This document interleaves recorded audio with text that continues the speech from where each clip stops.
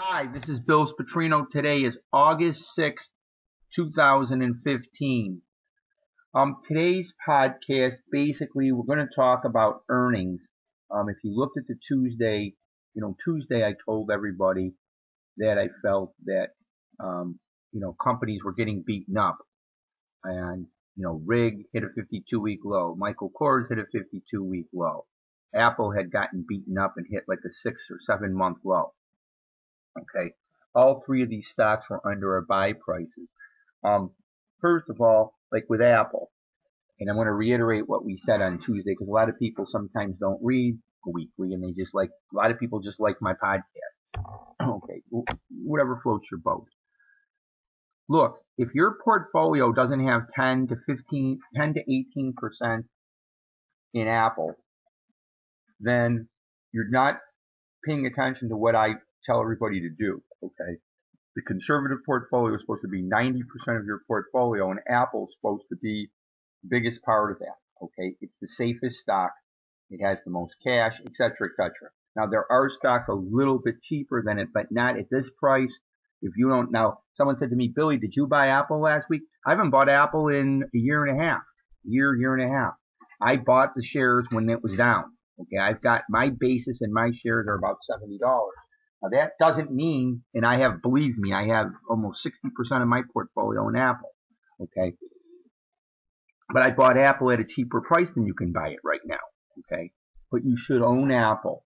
Okay, if you don't own Apple, somebody the other day sent me an email in that they have like 5 times the amount of rig that they have in Apple. That's a mistake. I didn't tell you to do that. Okay, I never told anybody to do that. Okay, I have a pretty good sized stake in rig, and I'm down on it, but I don't. Apple is where you want to have your money in.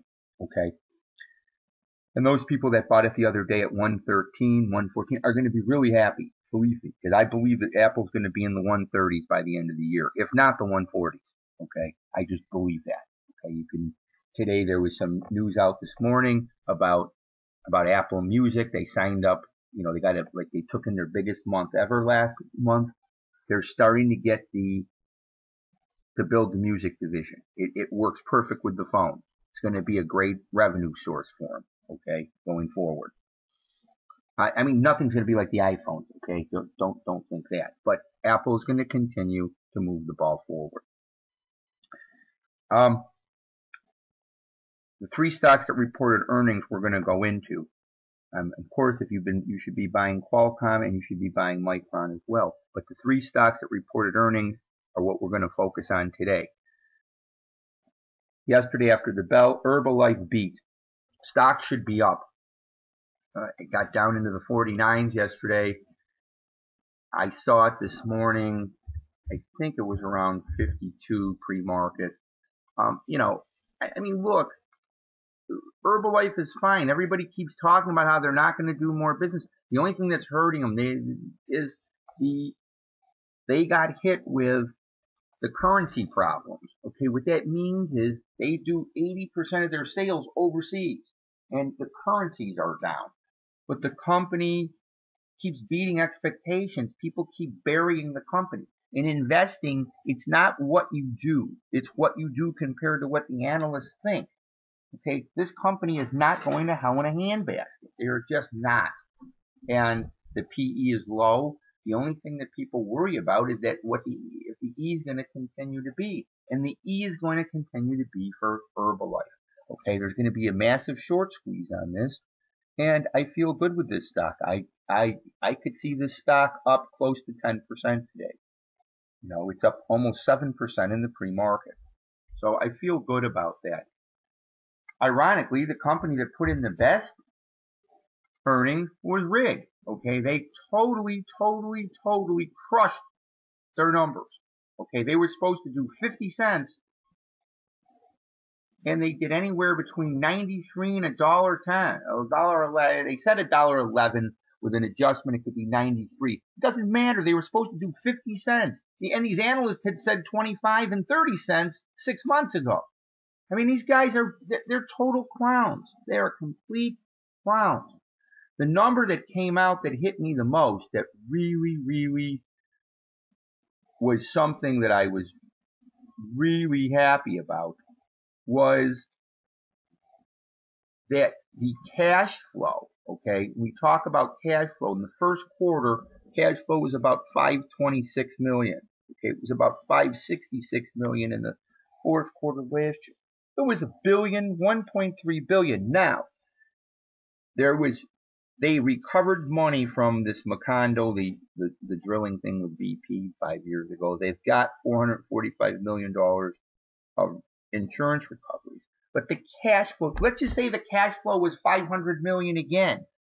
4 quarters of $500 million cash flow is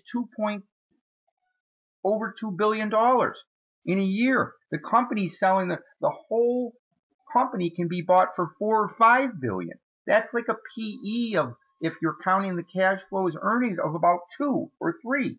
It's just not. Somebody has to decide they're going to buy this. Okay. What I'm hoping is next week, by next Friday, the big whales have to announce what they bought for the quarter of last quarter, for the second quarter. I would hope that people bought rig. I mean, I just have to believe that it happened. I just have to believe it. Okay. I mean, it was, like I said, the fleet efficiency was up. The fleet utilization was up. Now, obviously, they stacked some rigs. Okay, someone said to me, Billy, these guys didn't do as much in sales as they, never. It's not about that. What they did is their expenses. See, the people that make the forecast look at the revenues going down. What they don't understand is when you cold stack a rig, instead of keeping it idle, you cut your expenses immensely on that. That's what the difference is. So for me personally, I love these companies. I'm down big on rig. And if you bought it the other day, obviously you're going to do better. I have to believe the stock's going to be up. I thought the stock should be up 10 or 15%. It's only up like, I think it's up like 3 or 4% in the pre-market. It should be higher. Okay. I mean, they beat their numbers. Okay. And the companies, the other thing is they got their long-term debt down under 9. They took a lot of that money and paid their debt down. See, now, they could be buying their shares back. Someone said to me, Billy, why don't they buy their shares back? In Transocean's business, when you buy your shares back, you help your earnings, your income statement, your cash flow. They have good cash flow. What they're doing now is they're paying their debt back, and that helps their creditors. That helps their credit rating. People sit there and think, well, Jesus, this company's paying their debt back. Okay, and that, as you keep paying your loans back, the amount of interest that you pay every quarter is going to go down. Going forward, the company may not make more money in revenues, but they're going to save money in the interest they're paying on the debt. And if you have 7 or 8% debt, it's like getting 8% on your money. So I love rig. Okay, I know I've been getting beat up on it. I think it should be worth. I mean, let's say they cash flow $2 billion for a 4-quarter period. And at 12 times earnings, that's $24 billion. Okay, that would be a stock price of about $60 or $70 for rig. Now, the rig's not going to sell for $60 or $70, but it should sell for $40. But it just hasn't yet. And I believe I'm a cash person. Okay, this isn't just Bill Petrino sitting here getting a fantasy about why I like a stock, like a lot of these newsletter writers do. It's based on cash to me. Show me the money, and they have. These were great numbers. The last one we're going to talk about that reported this morning is Michael Kors. Michael Kors blew away their numbers. Okay, not like Rig did, but they beat. Okay, Michael Kors has problems. Their overseas sales grew. Okay, what's hurt Michael Kors is again, they do a lot of business overseas, and the strong dollars hurt them. But the company keeps doing more sales. Okay, they did higher sales in North America. They grew their overseas. Michael Kors is a great company. I can't believe it's selling. Now, it's up in the pre-market I can't believe it went into the 30s. It just totally shocks me. Okay, this is a This is really a $60 or $70 stock. It really and truly is. Okay, they put guidance out for 450 for the next year. Okay, at 450, back the cash out. Okay, take the stocks $42. Let's just say it's 42 in the pre-market. You back the $5 of cash out, that's $37. Its earnings are 450. That's an 8 PE. And these are low E's because of the strong dollar. As the dollar gets weaker, and it will at some point, stock's going to keep going. And they keep buying. I haven't seen it yet. I'll talk more about it on Tuesday. I haven't seen the report out. I'd love to know how many shares of stock they bought back. They're going to keep buying their shares back at low prices, and that's going to help them make their numbers. Okay? So, I love Michael Kors. I love Rick. I love these companies. I love Apple. I love Micron. I love Qualcomm. Now, I don't love IBM and NOV, even though they're conservative stocks. I don't love them the same way. But you're not going to get hurt with them long term. Okay? And you're going to keep collecting your dividends. I mean, this is a great setup.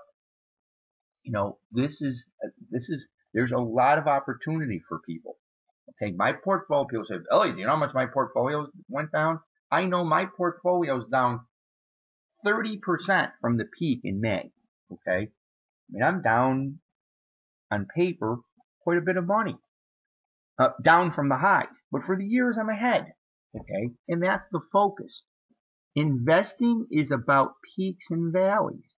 Okay, if you thought of selling me, someone said to me, Billy, have you thought about selling your stuff? Why? I bought things to own them.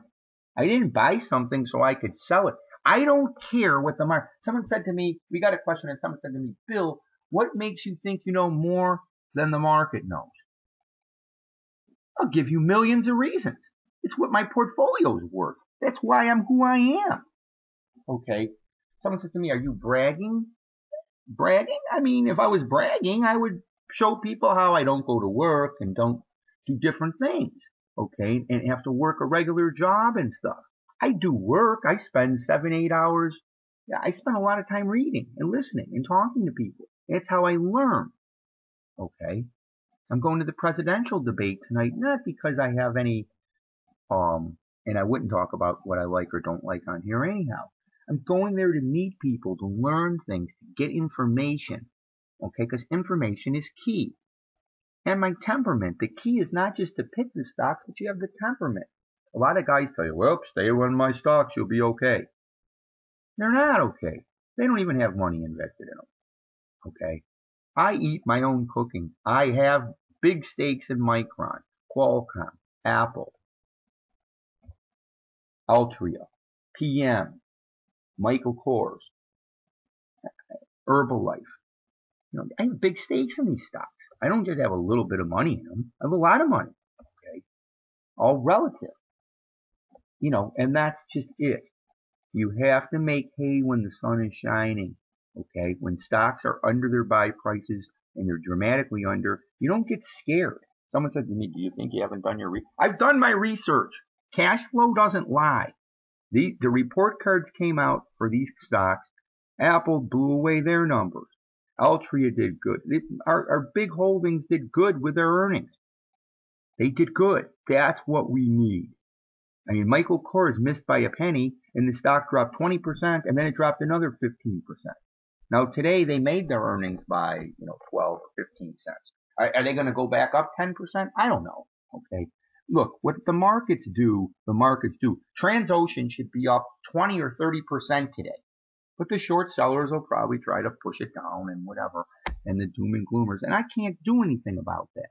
I'm just buying my stock. I know that if you buy Transocean at 13, you're going to get a 60-cent dividend. That's 4.5 to 5%. Okay, and that's good, and they can easily pay the dividend. They can eat the dividend for the year is only going to be like $100 and some million. I mean, they cash flowed over $1 billion this quarter, and even if you take out the settlement, they still cash flowing about $500 million a quarter. They can easily pay these dividends. Okay? They're just trying to conserve cash. So from behind the wheel of the dividend machine, this is Bill Petrino asking you to sit back and enjoy the